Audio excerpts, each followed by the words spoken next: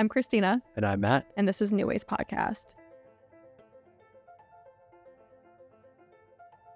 Today our guest is a music agent with United Talent Agency, Chase Caskey. Thank you for being here with us.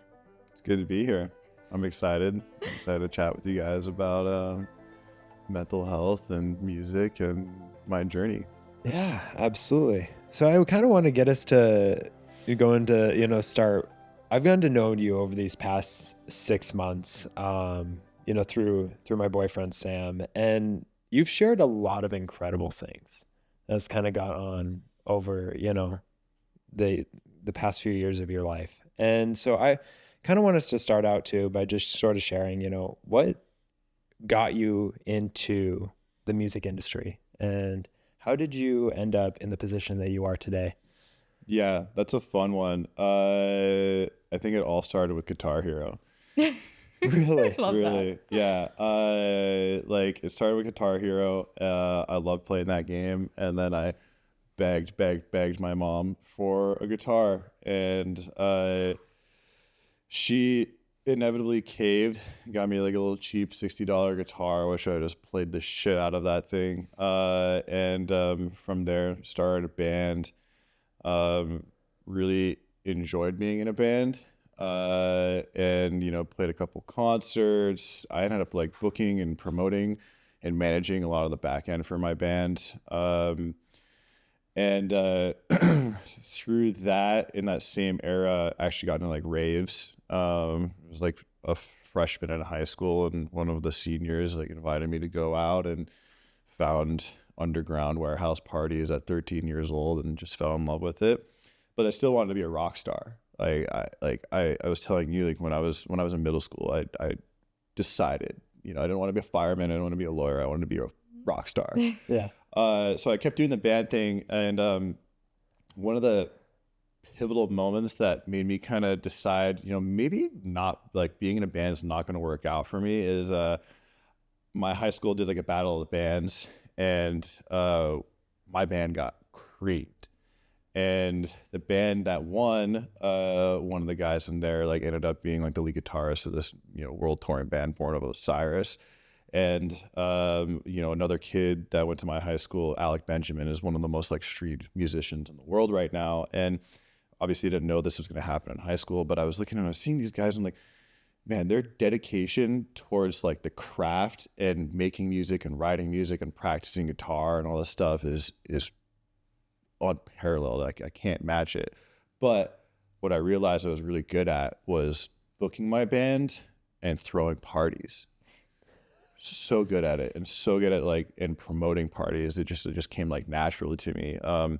So in high school, before you could buy tickets to raves online, and when they were still illegal, the only way to get pre-sales to shows was go to this like little smoke shop in Tempe, Arizona. And I would go there, I would pick up a bunch of flyers, go back to my high school, show all my friends the flyers, get orders of tickets, then go back to the smoke shop, buy all the tickets, sell it to all my friends for like $5 more than what I bought them for.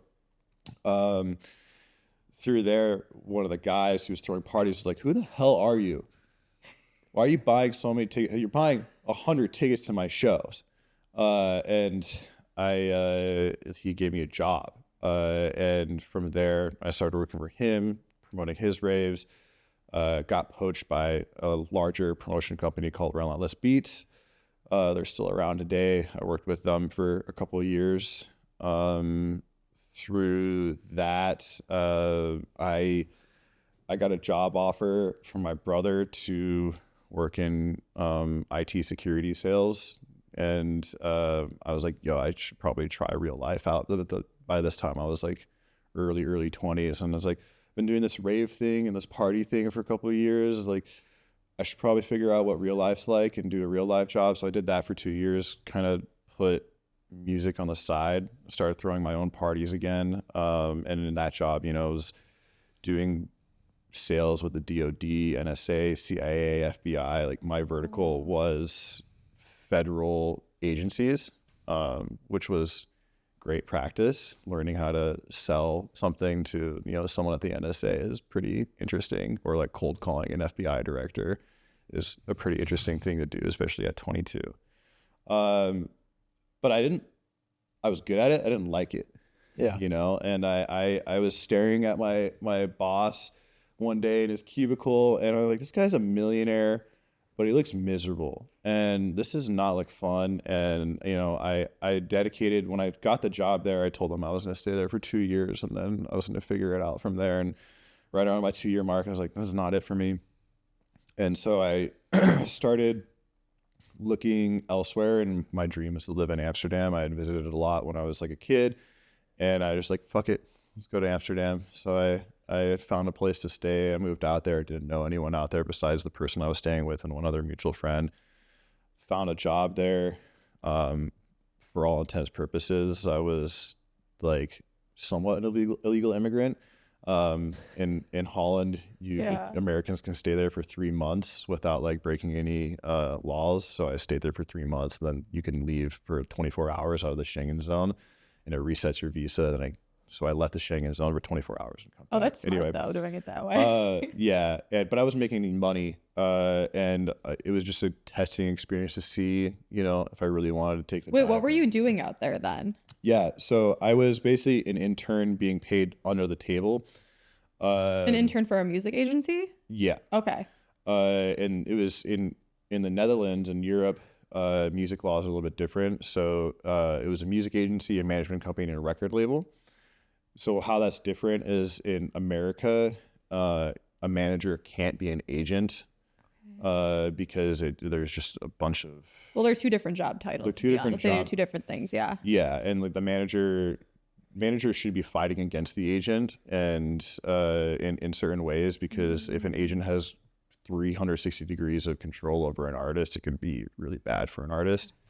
I'll give you an example too. Is like, you know, if you're managing and booking an artist, and say a bigger agency comes to the manager, right, and it's like, yo, we want to sign this artist, and you're also the booking agent, you're going to think to yourself, well, I don't want you to sign this artist because then you're taking 10% away from me.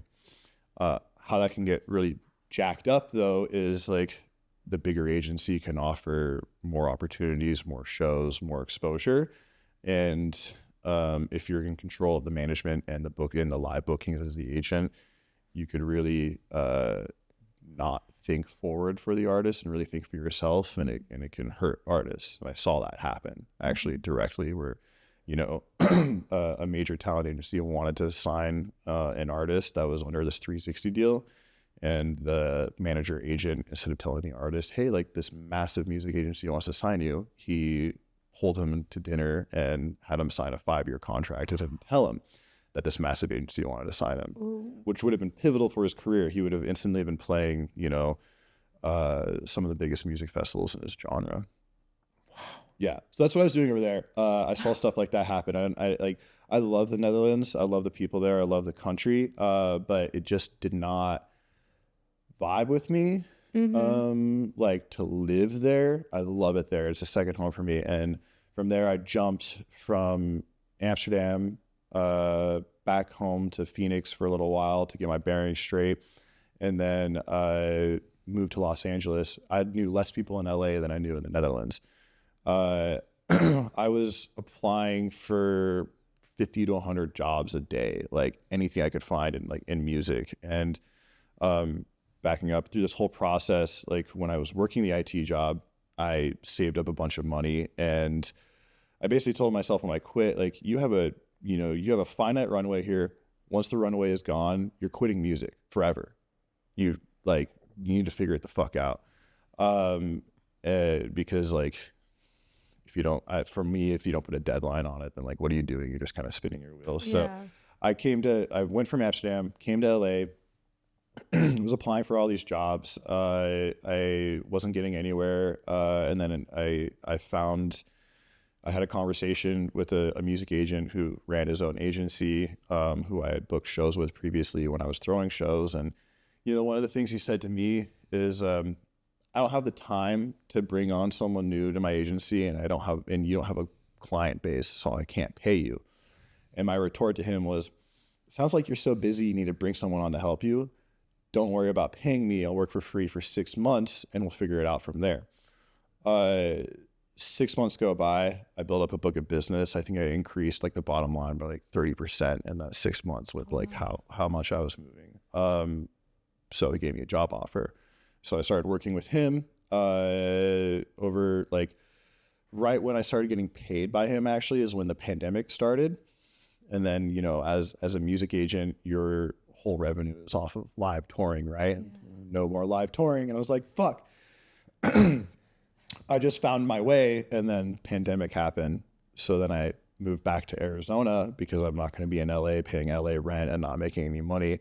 But I was like, well, I'm in it now. This is what I wanted. So I'm going to keep grinding through the pandemic and, you know, found different ways to make money through the pandemic, whether it's like virtual shows or, you know, throwing shows in Florida where the pandemic didn't exist. It didn't. I was in Florida. Honestly, it was wild. Bars were still packed. Yeah. And people will say what they want about that. But at the end of the day, like shows were happening there. It was legal. I'm sorry. And some context on that, like why like a lot of artists kept touring is like, I have artists that are here on O1 visas. And it's like a lot of people on Twitter are like, get a job at Walmart. And it's like, well, if you're on an O1 visa, you have to work specifically in the field you got the visa for, right?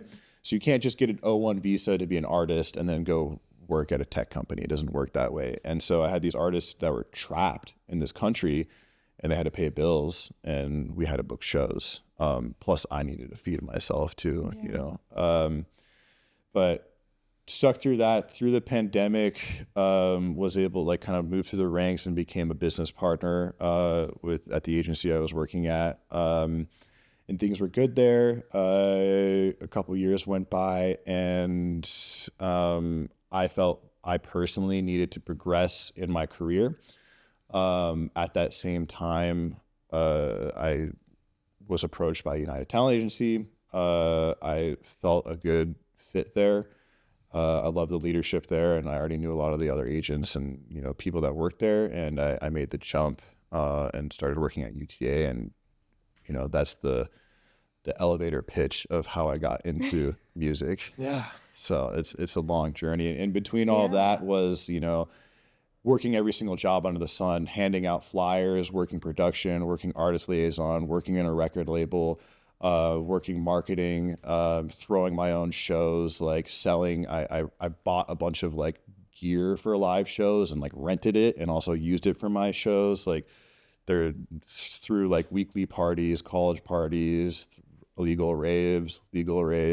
I mean, you had like quite, even though I mean your life looks pretty glamorous right now as far as like what you do and the power you hold, it wasn't always that way. And I mean, the fact that you took this sort of like hustle mentality and, you know, shifted from I just have to work constantly every single moment to now being in a position where it's like, I'm going to be okay. I thought that's just like, it's just really cool. See that like dynamic and like how you come about that. You know, it's crazy. Like I still don't feel like I work in music. How so? What do you mean? I still don't feel like I'm like in the music industry. I don't know. Do you know why you feel like that? Like, I don't know. Like I feel like there's so much more work to be done and there's so much more I have to do before I could be like, yo, I work in the music industry, but I've by and part been doing this since I was 15. Do you think it's a little bit like imposter syndrome? It could be. I mean, my first day at UTA, we had a big like LA music meeting. So there's a conference room with like 300 people in there, and we do like weekend recaps. And the guy sitting next to me was like, "Yeah, you know, like we had a show with you know, 21 Savage. It did, you know, this many tickets, thousands of tickets and thousands of dollars of gross revenue." And then he was like, "I hung out with Kid Laroi this weekend. I saw Justin Bieber." And like, I was like, holy shit, who am I fucking sitting next to? He's a great guy. But then the head of the department was like, "Oh, we have a new hire, Chase. Why don't you introduce yourself?" And we're like, "Hi, I'm Chase. I book raves," you know? So there's so many different levels to the music industry, and like it's almost like once you break one glass ceiling, you can see the next one like right above you, and it's kind of like this never ending. How do I level up? How do I level up? How do I level up? That is such a reoccurring theme on this podcast. I feel like so many people come on and they're like, once I reach one milestone, it still doesn't feel like I've reached anything. So I'm constantly like looking for something else. But then it's to the point where like, even when you get to work with like these other stars that you're naming, are you even going to feel like you're in the music industry then? Who knows?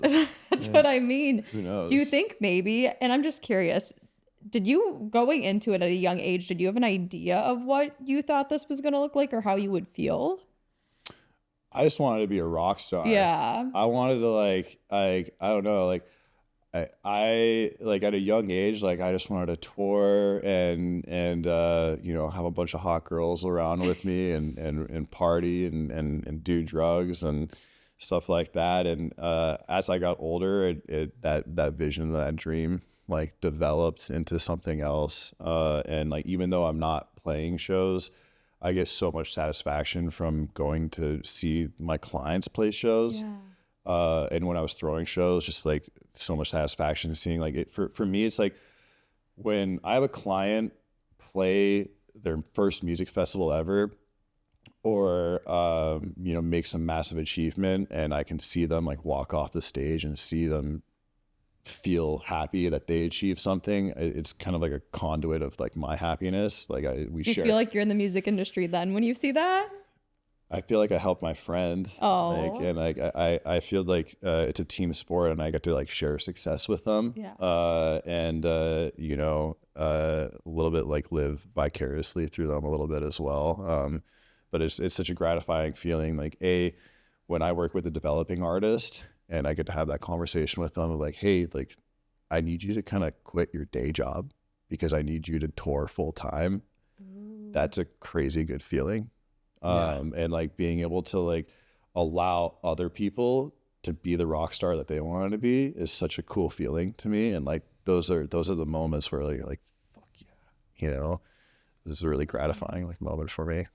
When you tell the artist like, hey, I need you to quit your day job because we need you to tour, like how is that usually met? Say it again. How is that usually met? Like how do they respond to that when you tell them that often? You know, some, if not most, quit their job before they should. Okay. I'll be honest with you. And it's kind of scary. I'm like, they're like, I need to focus on this. I'm like, and you have to have those delicate conversations, like especially with these developing artists, you know, they have like part-time jobs still while they're touring. And, you know, the tours are like, you know, just Friday, Saturday, come back and work your part-time job or do your side hustle. Some of them quit their job way too early and think they've made it. And, you know, like what I don't think a lot of people realize is developing artists, like they're not making a crap ton of money. You know, they're lucky to break even on their club shows that they're doing, even like when they're like in the mid-tier, like, you know, 300, 500 cap rooms, like headlining, they're really not making a lot of money until you're punching into the bigger rooms.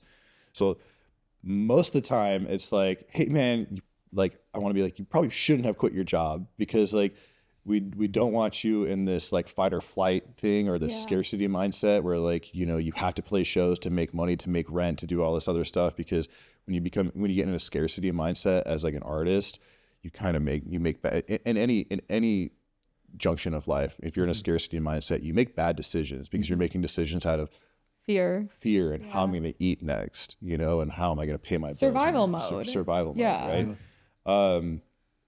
And I like to, it's important, especially when you're making high pressure decisions, to kind of have an abundance mindset. And, you know, when you have an artist of any level, having an abundance mindset is really important, right? Because like an artist will see, I'll just use like a random number, like a $10,000 fee, you know, and maybe they've never seen a $10,000 fee before. And they'll be like, take it. I want it. I want that $10. Like, and I'm playing this, and like like me, you know, because like, you know, I work with like artists and I see bigger numbers all around. It's like, listen, there's more money to be made. We need to think of the strategy behind this. Like taking that $10,000 fee could actually hurt you, and here's why. And here's why you need to say no to that $10,000, right? which to an artist who's never seen a $10,000 fee before is like, what the are you talking about? Yeah. Yeah. That's the biggest fee I've ever been paid. And like, you know, like, well, let's look at like where you build on the festival, like where's your time slot at? Who are you playing against? Like, what are the politics involved in taking this rather than this? And they like, you know, and having the abundance mindset of being like, we'll get you that fee again. We'll get you a bigger fee, but we need to be strategic about why are we taking this, you know? And everything with touring and playing shows, which people don't realize, is that you don't just play. Like, artists shouldn't just be playing shows to play shows. That's reckless. There's no plan around it. Like, it's always an end then, right? So like, if I play this 400 cap room in Chicago, why am I doing it? Well, what's the end then to it? Like, what's the next room? Who's the promoter like playing the show or booking the show? You know, what other properties that they have that I can grow into? They have to see like the bigger picture of what's going to come from everything that they're doing, not just like the in that moment money that's coming from it. Yeah. And then also too, you know, I can see hundreds of different tours moving around and seeing the ticket counts and seeing what genre is moving this way in this market, what genre is doing good here, what genre is failing here.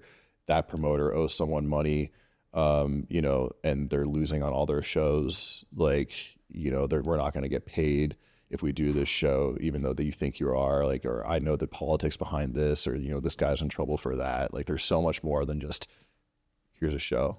Do you ever have to kind of be like a parent figure to some of these artists who maybe really sort of struggle with figuring out how to dictate these kinds of decisions and choices?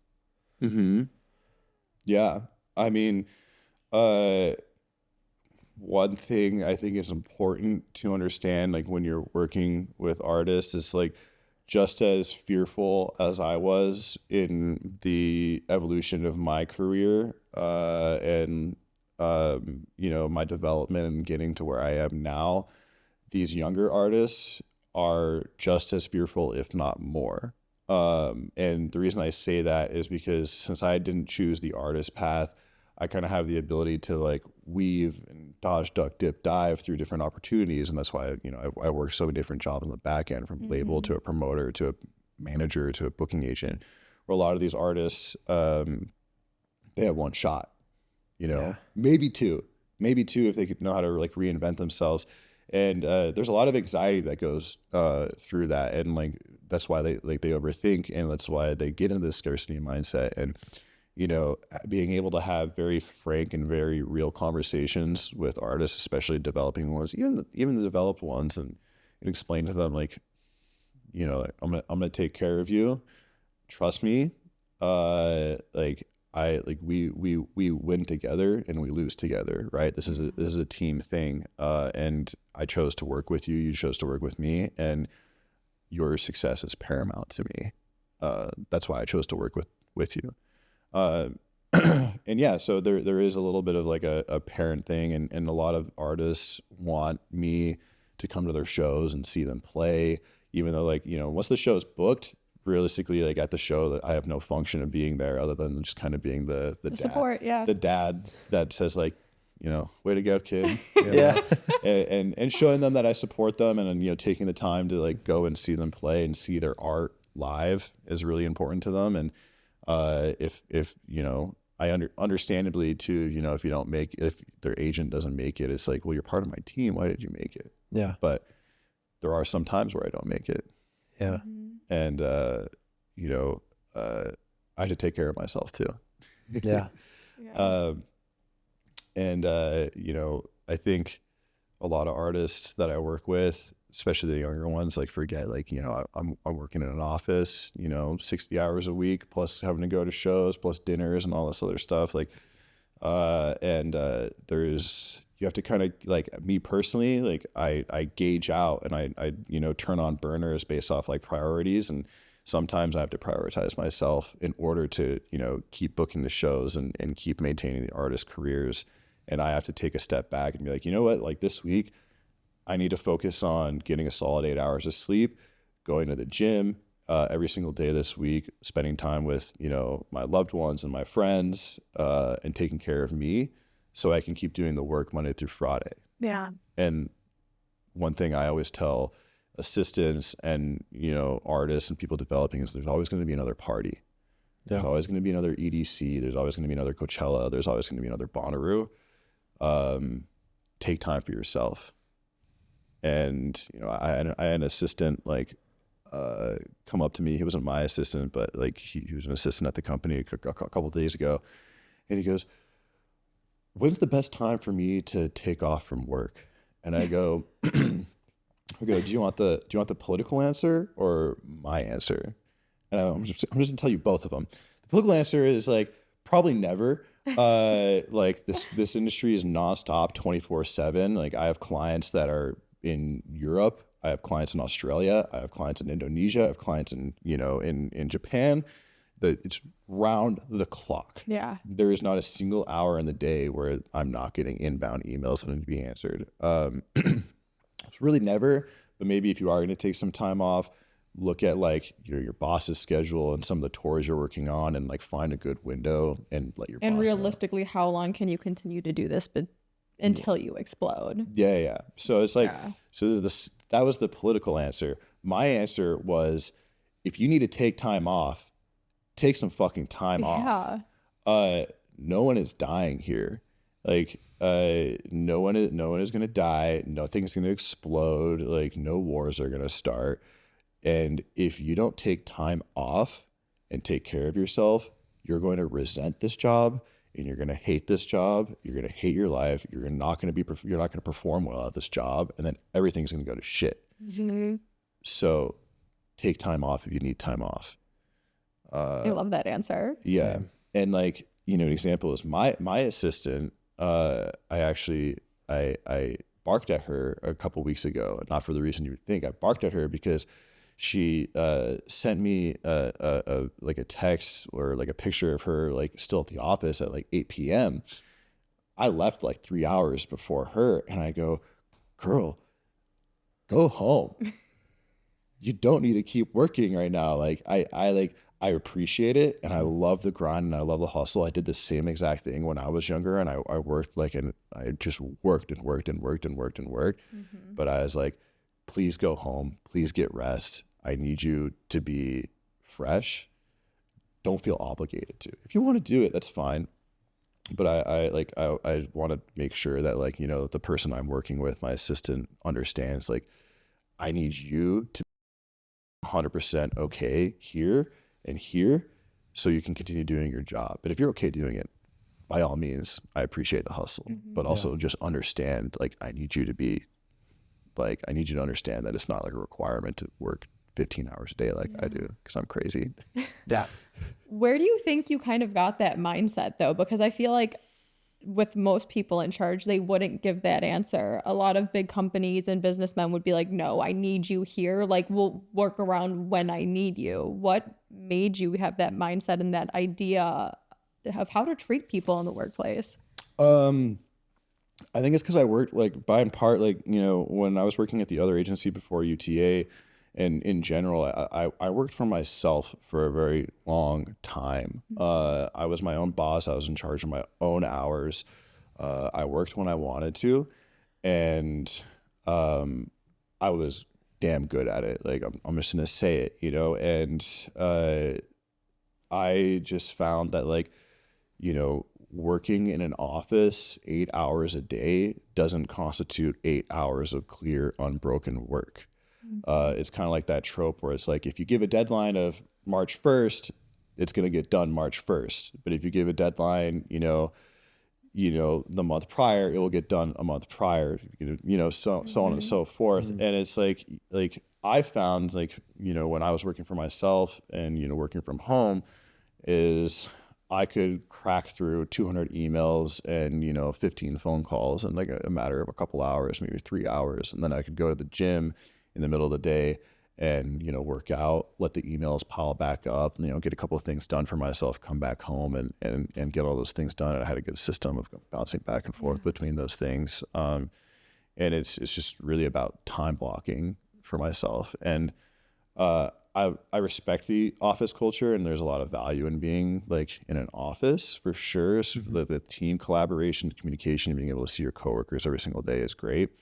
But this whole idea of like working to the bone every single day is just not good. And maybe also too, because I spent so much time in Europe, and Different culture out there. yeah, For sure, the European vibe, and like especially like like the my like Dutch partners that I worked with, and like living in the Netherlands, is very much like it's 5 p.m. Don't talk to me about work.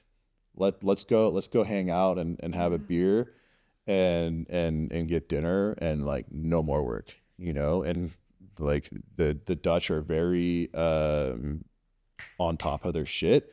It's part of their culture, but at the same time, like when it's not work time, like I'm gonna take holiday. Like a lot of Europeans take all of August off. You know what I mean? And it drives me crazy because like I'm like a hybrid between like the European and the American mindset.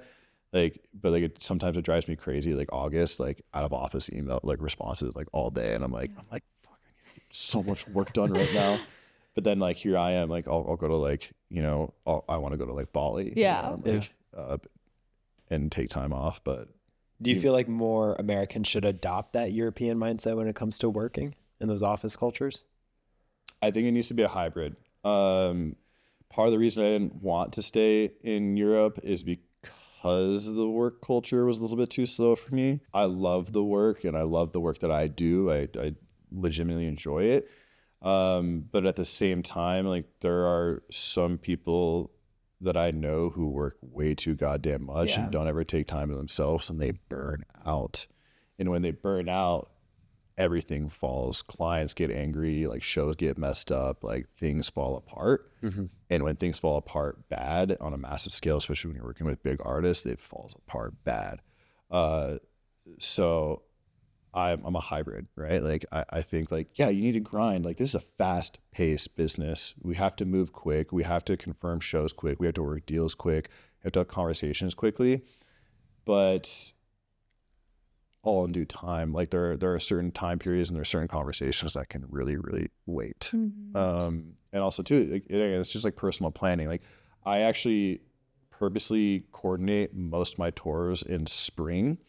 So like this time of year, I'm like working crazy hours, like putting together, hundreds of shows. I think this year I booked 800 different engagements. Oh, wow. So, but I try and truncate it all into like spring. That way in springtime, it's the business becomes a lot slower for me, and I can start working on my fall plans for my clients. And then when fall comes, that's when it turns into more of a grind. Wow. Yeah. Well, I just want to applaud you for kind of having that mindset. I feel like it would be appreciated a lot more in different corporations and businesses, because mental health is a huge thing. And you're right. Like when you're chaotic and you're coming from like a survival mode and you don't know what's going on, you don't think straight and things fall apart. So let me ask you, how has been your mental health journey throughout your life? Because I feel like a lot of times that's the thing. I feel like so many people, like through different experiences, that's when they actually realize like, oh shit, my mental health is a huge part of how I perform. It takes like experiences going through things to realize that, unfortunately. So please share with us if you don't mind. Yeah. Not good. Not good at all. I'll be the first to say I have struggled my entire life with my like mental health and in many different capacities. I'm diagnosed major depressive disorder. I'm diagnosed PTSD.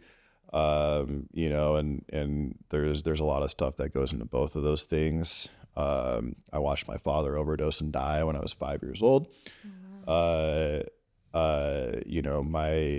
My mother afterwards was not the same person, and was by and part very absent. I had a very abusive childhood, physically, emotionally, and sexually, and it was rough. And I don't think as a kid I realized how much it was impacting my day-to-day life. I was a very angry child, got in fights a lot, and was angry at the world. Really angry at the world, and I hated everyone, and I thought everyone was against me. I thought like only my like close friends were like, you know, like the people I cared about, and everyone else sucked. And when I was younger too, I didn't want people to like go to the shows that I was going. I mean, don't come to my raves. Like, don't go to, this is my space. Really? Yeah. I didn't like, cause it was my identity, you know? And, I was angry. I was really, really an angry kid. You know, in high school, I got into drugs.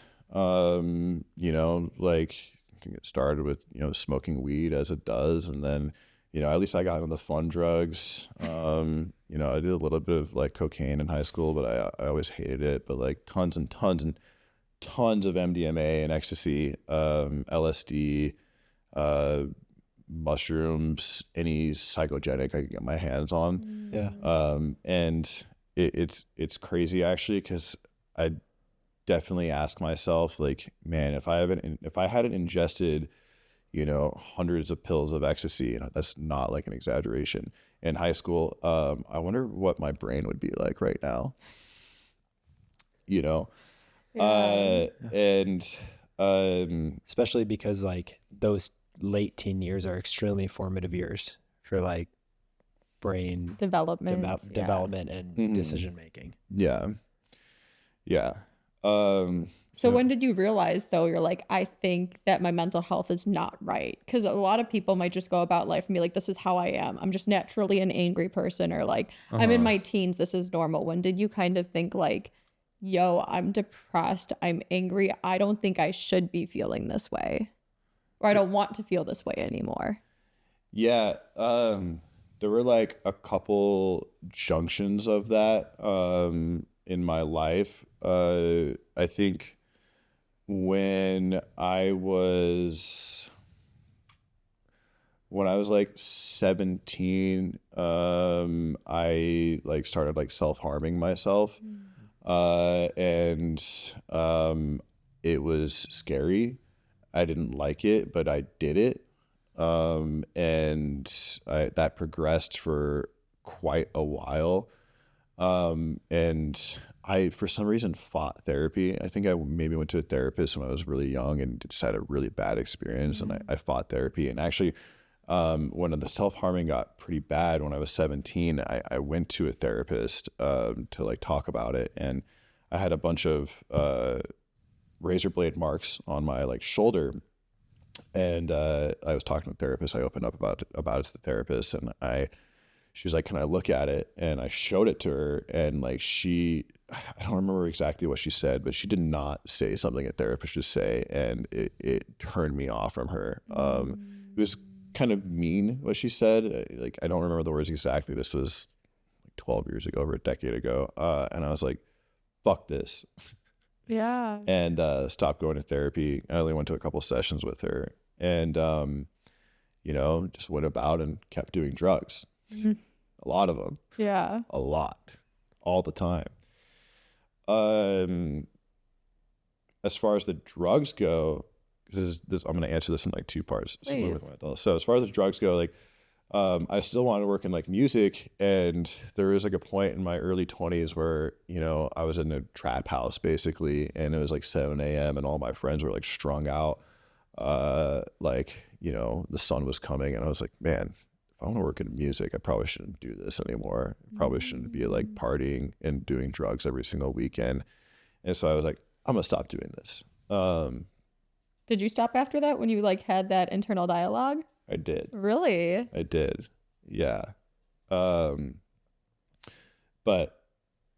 that was one key. My mental health though was still a fucking disaster. Yeah. I was still angry. I was still chaotic. And I don't think I didn't start taking therapy actually until years later, until actually during the pandemic, when at the time I felt my whole life was just falling apart, because like I had just done all that other stuff we talked about previously to get into the music industry. I get into the music industry, and then pandemic happens, and I'm back in Arizona. Yeah. And I'm like, what the hell am I doing here? And you know, I was dating this girl at the time, and you know, like I don't want to admonish her at all, but like things did not go well in our relationship, and she ended up like we parted ways, And I went back to self-harming myself, and I wanted I did it when I did that, you know, I was like,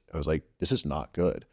I'm going to fucking kill myself if I keep doing this, and I don't want that. I don't want to keep hurting myself. I need help.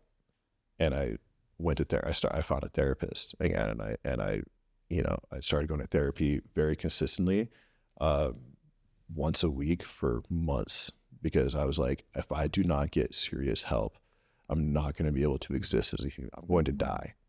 And therapy this time helped. Therapy this time helped. I found a good therapist this Yeah, time. I was gonna say. One that didn't like demean me. And you know, he was great. I loved him. He like restored my faith in therapy.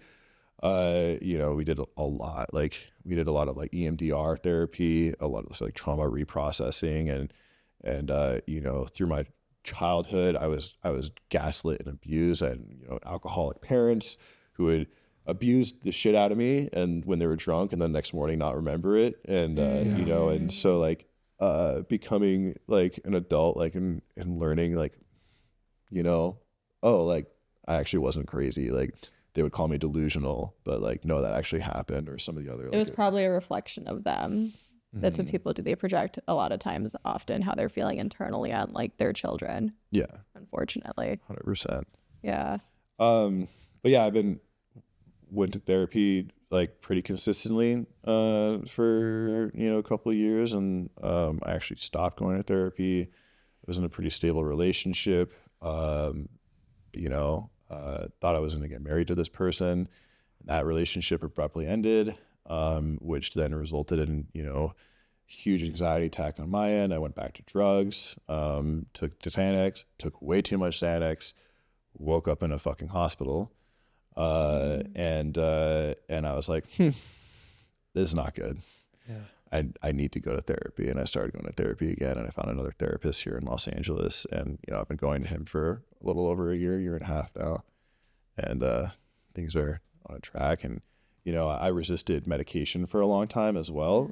My family was very like anti-vax and very like holistic. And, I think there is a place for holistic medicine. Absolutely. There's also a place for traditional medicine, and I finally reluctantly started taking like medication for my depression, and you know, it's not something I want to do, but I do it, and it helps. Yeah, and it helps with all the other aspects of my life. Yeah, and like who knows too, I believe there's a time and place for any type of therapy or medicine.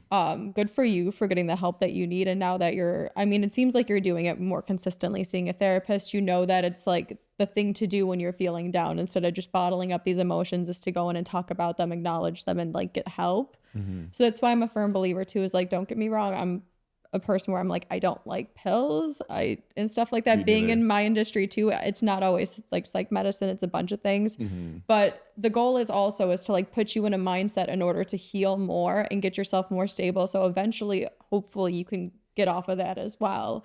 But like, people need the help that they need. You know, without that, who knows where you might have reached in your mental like health or capabilities. Yeah. Absolutely. And I agree 100% with you. I mean, and, you know, with me, with like my depression, it could be an everyday thing. And, I definitely used work as an escape from it. Yeah. You know, like if I want to work 15 hours a day, I can. Trust me, I can find it. I can find something to do in my work for 15 hours a day. But I was using work as a way to kind of escape that. But the emotions are still there then when you go home. You know what I mean? Yeah. And I mean, again, like I definitely needed to be on the medication. You know, now I feel like I'm a lot more stable, but I punked myself, and I think I was a lot more stable and quit therapy one time. And, you know, one thing I've learned, and, you know, I talk to a lot of friends, and I'm very open about my mental health and my journey to, you know, people. And I think the one consistent thing with people who struggle with mental health, which ironically is all of us, let's be real here, it's all of us. Yeah. But I hear this all the time, especially with some of my friends who are struggling more. They're like, I wish I could just be that person who just wakes up and is okay, you know? But the reality is none of us are, right? Yeah. You wake up some days and you're okay, but like it's not an 100% thing. Yeah. So we're all struggling, and understanding we're all struggling. And I think like, just like interpersonally, like, you know, like everyone is going through it, right? Everyone has their problems, their disorders, their issues. And like, don't blame yourself. Don't think that you're the only person that's not okay, because everyone's not okay. But what I've learned over the years is like, the body and the mind are constantly under construction. This project of you is not finished until you die. I'll never forget. I went to my therapist one time, like when I first started with her. I would do some intense like somatic therapy. And there was like 2 weeks straight, I felt like I was going through a breakup because I was releasing so many emotions. And I'm like, when is it going to be over? When is it going to stop? When am I going to feel better? She's like, oh, babe, it never ends. Like things in this world, the only thing consistent is inconsistency in this world. Things are constantly changing. Your emotions are constantly coming in. Like you just got to learn to deal with them better. That's it. There's something is always going to come up. But like through therapy and working on yourself, you find better ways to cope with it and get over the hurdle and accept it in the moment instead of fighting it. Yeah, but you're completely right on that. I was like, oh, that's not the answer I wanted. No, it's not. It sucks. It sucks. But I think it's also grounding too. And I think it's important to like understand, like for everybody, like we're all fucked. We're okay. But like, But it's We're like, all fucked but in it's the most beautiful way possible in my but it's a mind. form of radical acceptance in a way. Like you understand that, like at the end of the day, yeah, this is a really fucked situation, but like this is how it is, and I'm gonna figure out how to deal with it and recognize it's there and move forward. I'm constantly fighting with like everything matters so much and nothing matters at all. Like everything is just a complete paradox to me sometimes. You know? It's like life is beautiful, everything's great. We're here for this human experience. How great is it that you can feel these emotions and like experience this shit? But then it's also like, damn, this stuff sucks sometimes. And I think it's important when you're dealing with a struggle, like to acknowledge that, right? And be like, wow, this sucks. I feel like we've been so programmed though, because like, you know, you ask somebody, how are you? The automatic response is like, I'm okay. Everyone loves the smiley, happy person. And don't get me wrong, I am that most of the time too. But it's like, sometimes if you tell somebody, yo, I just feel like shit, they get nervous. But why? Well, it's so funny because like like with Europeans, like the hi, how are you? Like especially like Eastern Europeans, like, why are you asking me how I am? Like, do you actually care? Like, do you want to do it? Like, don't. Really? Yeah, it's like a weird question to ask, you know. It's like, because like it's like, do you actually want me to tell you? But yeah, like I think we're all programmed to like say, yeah, everything's good, you know, and like you know, and like you know, this last year, my brother was going through stage 4 cancer, and I didn't tell anyone at work about it, and people would just be like, how you doing? I'm like, good. Meanwhile, like, you know, I'm visiting my brother every weekend, and he's got tubes coming out of his back. He's got a stoma, and he's shrinking and in so much pain. And I'm watching him literally on his deathbed. And then I'd spend the weekend with him, and I'd come back, and people are like, how was your weekend? And be like, great.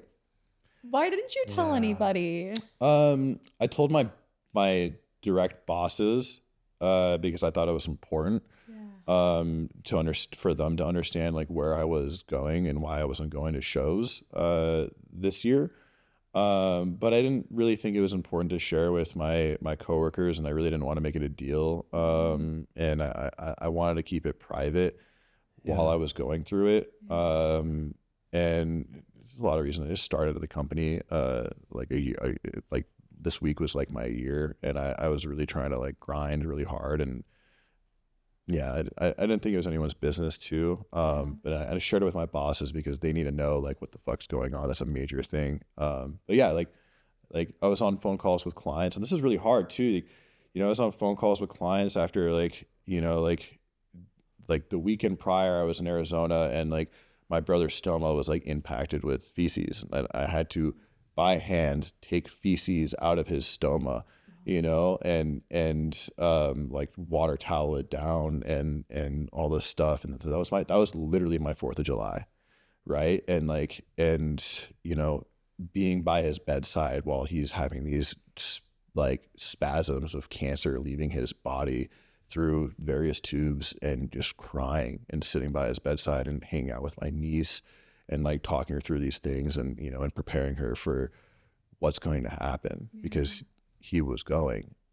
And then Monday I'd come to the office and I'd have a phone call at 8 a.m. with some clients. I mean, how's your weekend? It's good. Did you have anybody though, like during that time to support you while you were supporting your brother? It didn't feel like it. Like I was going through it and it's one of those things where when someone has cancer, cause he got diagnosed 2020, and then he went into remission and then it came back, and cancer is one of those things where, it's like you can see it coming from a mile away and you feel like you have time to like process it.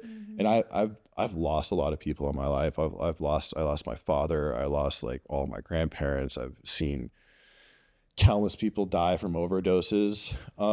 In my life, I've seen a lot of death. And you know, going through this with my brother, I was like, I'll be fine. Like I can process it, you know, like we can forward process grief, right? Like if you know it's coming, then you can microdose the grief. And I think I did in a lot of ways, but then there was days where I would literally just sit in my apartment and cry, like scream, Which cry. is valid, yeah. Yeah. So, but no, I mean, I besides like my therapist, I just kind of like just doing this on my own sort of thing. Yeah. So. And I don't think I realized how much it affected me until like months after he actually passed away too. You know, it was just like 3 or 4 months ago. And now I'm kind of finding some stability in my life again. And I don't think I really realized how much it was affecting me this past like year. And it was like going from like the overdose into like coming out. And then now my brother's like actually terminally ill cancer. It was a very tumultuous 18 months. Yeah. You know? I mean, you've had a lot go on. Yeah. You know, and so the thing is, you know, like, I know you talked a little bit about, you know, how the antidepressants have really helped you and that therapy has really helped you. And what are some things that, like, especially when dealing with grief, right? That's something we've actually talked about a lot on this podcast. And what are some ways that you sort of dealt with it personally to really help? Yeah. So I lost my dad when I was 5. And I think at that age, it's hard to conceptualize death. And I tricked myself into thinking like, and he's on a business trip, he'll come back, you know, and that's why he's not here right now. And that's literally what I told myself when I was a kid. You know, as an adult, I've found peace with death, in a lot of different ways. I wear this necklace that says memento mori on it. It means remember you will die, remember death. And the whole thing with that is a Stoic belief. It's like just live a good life and know that when you die, or like know that you're going to die, and hope that you live a life when you die, like people will appreciate your existence and you were a good person. But it's going to come, you're going to die. So now with death, it's like, it's an inevitable.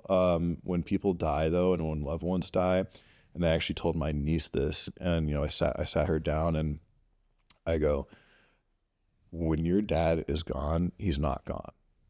Yeah. He will show up in the things that you love and the things that he loved. And when you call on him, I promise you, he will show up.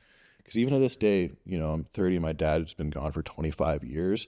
When I really need him, I'll pray, I'll think about him. I have a bracelet that he gave me, and I'll hold on to that and be like, God damn it, Zach, give me something here, buddy. Yeah. Give me something. Show me the way. And you know, it happens, right? And I do believe that like your friends and your family, after they do pass away, there's still a spiritual connection to them in some way, shape, or form. I don't know. But I just know they're not gone. Yeah. You know, physically they're gone. Absolutely. But like spiritually, like in yourself, like what your interactions were with them, like that rubbed off on you. Like a piece of every person you talk to is in you, you know? Yeah. And so like that carries on in you. And especially with my niece, like she is his blood, right? And like she's like a clone of him. And I told her the other day, you know, we talk a lot, and I was like, you know, like I miss your dad a lot. And I was like, I'm so grateful that I have you, because like, and like I get to share stories of your dad, and like you were just a carbon copy of him, and I just like it, you just reminded me so much of him. And maybe, you know, maybe it's a little selfish of me, but at the same time, like I'm so grateful for her and like the relationship I have with her now, especially too after he's passed away, we've become a lot closer. And like, you know, we share in this bond of both having lost our fathers. No, I think that was absolutely beautiful, the way that you put that, to be honest with you, because I also believe too, we're all in a sense like spiritual beings having a human experience. Like our consciousness is a whole nother thing besides like this meat suit that we all live in. And you're right though, regardless if you do believe in like reincarnation or heaven or whatnot, energy's a real thing, and experiences that you have with people, that's how people live on regardless of what you believe in or not. Is we can all agree that we have memories of our loved ones and how they've touched us in like deep emotional ways that are just so amazing. Well, kind of wrapping up then, Chase, I really just want to thank you so much for being so vulnerable, open, and honest. You've lived an extraordinary life, and I guarantee you in the future you're probably going to go for more roller coasters and crazy rides, and I'm excited to see how you handle it all. Because genuinely, I know sometimes we joke about how like we're hot messes sometimes, or like we're still going through the motions, but like you carry yourself so well, and I can feel like how much you just care about like yourself and others. So thank you for being here with us and sharing that. Yeah, it was a pleasure. I was looking forward to doing this. I love you too. And you know, I just want to reiterate, I think it's important for all of us to be more open with our mental health and what we struggle with. And that's why I really wanted to do this, because I think it's really easy to look at someone and be like, man, they've got it figured out. Right. Yeah. And like, just not me, but just in general. Right. Like, and I've opened up so much about my therapy and my struggles and my mental health. And I kid you not, like a lot of my male friends specifically have like come to me and been like, can you help me find a therapist? And I'm like, hell yeah, brother. Yeah. Like, you know, like where do I find a therapist? Like, who should I talk to? And then, you know, like I kind of like, I never tell someone to go to therapy, but I feel like just having the discussion and like being so like bluntly honest, like I don't go to work like into the office on Fridays, and people are like, why don't you go to the office? Like, go to therapy. Yeah. I love saying I'm going to therapy. I'm like, it's great. Yeah. And that's why I think like conversations like this, like what you guys are doing, is important, because I think people just need to understand, like, you know, like we're all kind of a little fucked up, and that's okay. And we just got to work on it together and be a little bit more understanding about it, and take care of ourselves and take care of each other. So, yeah. That's one of our goals with like this podcast, is we just want people to come on and share their experiences. So maybe one person out there doesn't feel as alone, or get some insight about how to handle something that they're going through. Yeah. Yeah, I think it's important. Yeah. Thank you. Yeah, truly. Thank you so much for being here today, and just Awesome. Well, until next time, I love you. thank you. Keep shining your light. Bye, guys.